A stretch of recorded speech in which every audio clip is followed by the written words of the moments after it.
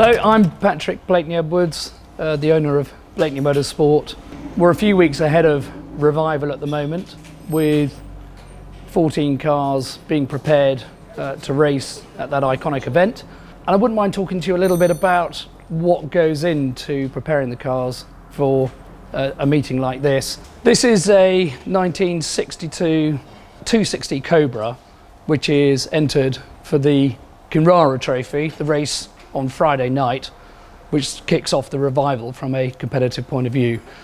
The car itself is to correct pre-63 specification, so small engine 260, small brakes like one would find on an AC Ace, and critically runs a steering box rather than steering rack.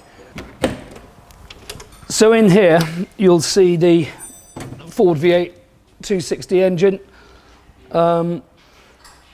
running a Holly carburettor, and is obviously to a better specification than it would have been in period, and making more power like every other historic race car out there. We reconfigured the engine recently to give us a little less top-end power because we were just having to rev it too much and reliability became an issue. I'm driving the car with Martin.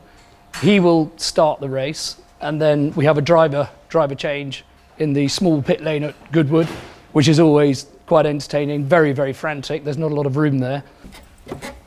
One of the small things which we've put in the car for this year is sprung-loaded belts with these little elastic ties.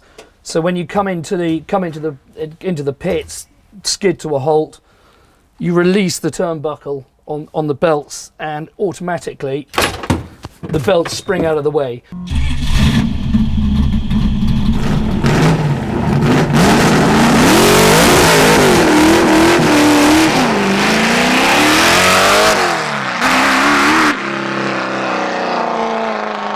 It's one of the hardest cars that I have to drive.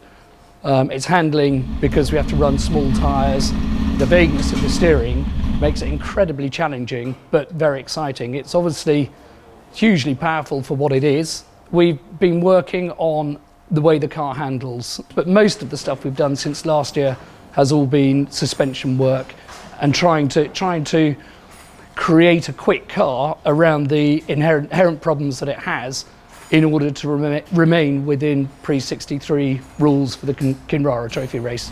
We're looking to lower our lap times. It has got a lot of power, so we struggle with corner speed, but then obviously you get onto the straight, and fortunately Goodwood has a number of straights. Then you can use the car's main advantage, which is its significant power, hopefully either to keep your competitor at bay or even better, overtake them.